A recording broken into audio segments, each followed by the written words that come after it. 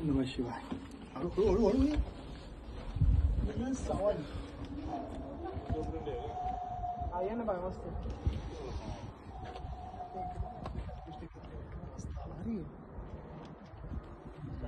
याच पावलं कडकडने खाते खाली का रॅपल करावं लागते का?